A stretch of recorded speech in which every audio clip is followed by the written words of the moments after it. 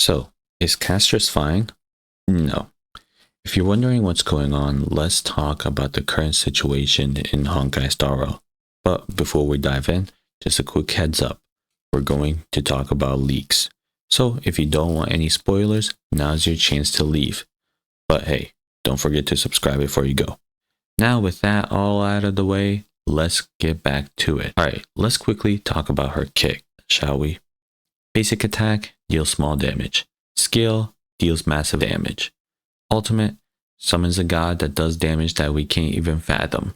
Seriously, the numbers here are wild. Sounds pretty standard for a DPS, right? So what's the issue people are finding with her kit? Well, it's her passive ability. Castorice's passive ability prevents any teammate from dying once, as long as you get them healed before the start of their next turn. That means if one or all your teammates die, she can revive them all once per battle. And get this passive works everywhere, whether it's MOC, pure fiction, or even simulated universe. Here's where things get crazy though. If you have castorice on one team in MOC, that means the other team also gets the same revive mechanic. So you could have a full team of revived characters without castorice even being on the field. But hold on, there's more.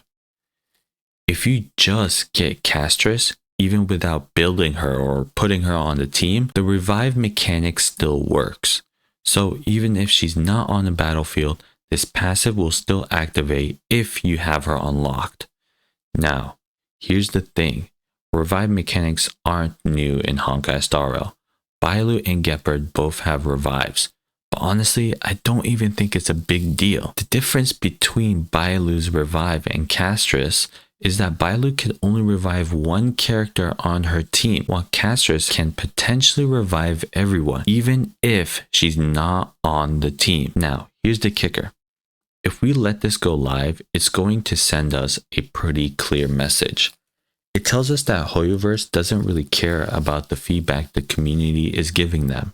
And even more importantly, it could shift Honkai Star Rail into a game where characters are more about their passive abilities than about picking the ones you like. If castorice passive is allowed to stick, who knows when the next character will come out with a passive that boosts crit damage or crit rate for everyone on the team. That's a pretty shallow way of incentivizing players to pull for new characters based purely on the fear of missing out on some off-field buff. And it doesn't just affect Honkai Star Rail. Think about other gacha games that you love to play that play similarly to Hoyoverse titles. You might just look at this and think, hey, if Hoyoverse could get away with this, why can't we? But who knows? Maybe we'll get a lot of angry players who speak about this passive ability, and maybe, just maybe, Hoyoverse will listen. But well, we all know they mainly listen to CN communities. But what do you think? Is this passive ability good, bad, or just plain ugly? Let me know your thoughts in the comments down below. And of course, make sure to like, comment, subscribe, and I'll see you guys on the next one. Peace.